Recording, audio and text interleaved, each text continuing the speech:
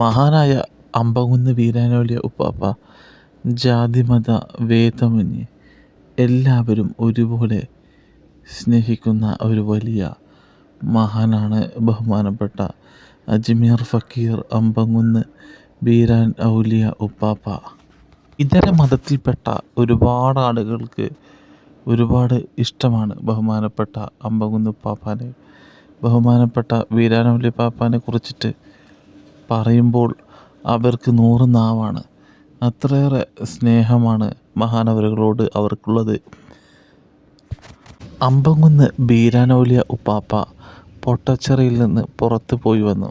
ബെൽറ്റടിച്ചു. അതിൻ്റെ 4 അറയും തുറന്ന് അത് തട്ടിക്കൊട്ടി. അതിലൊന്നുമില്ല. ശേഷം ബെൽറ്റ് അവിടെ തൂക്കിയിട്ടു.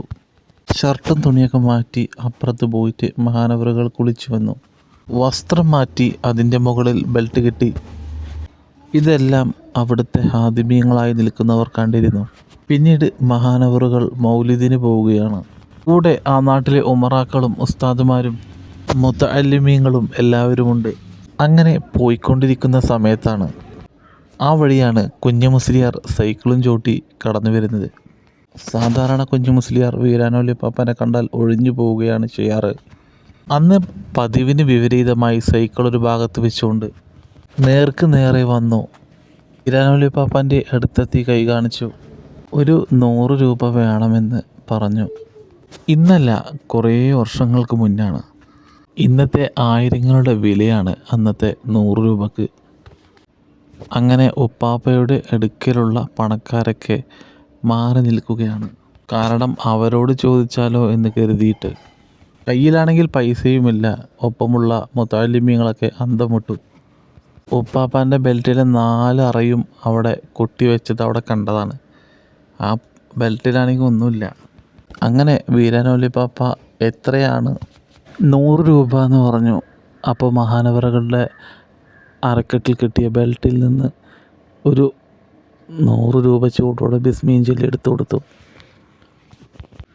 ഒപ്പമുള്ള ആളുകളൊക്കെ ഇത് കണ്ട് അന്താളിച്ചു പോയി. എവിടെ നിന്നാണ് ഒന്നുമില്ലാത്ത ആ ബെൽറ്റിൽ നിന്ന് 100 രൂപ കിട്ടിയത്? ആണ് അള്ളാഹുവിൻ്റെ ഔലിയാക്കൾ. അവരെന്ത് കാര്യം വിചാരിച്ചാലും അള്ളാഹു അതിവേഗത്തിൽ തന്നെ സാധിച്ചു കൊടുക്കും. അത് അള്ളാഹുവിൻ്റെ ഇഷ്ടദാസന്മാരാണ് അവർ.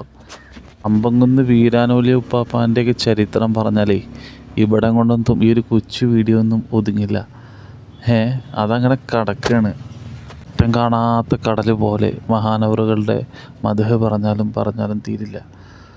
ജാതിമത ഭേദമന്യേ എല്ലാവരും അമ്പകുന്നിലേക്ക് കടന്നു വരാറുണ്ട്.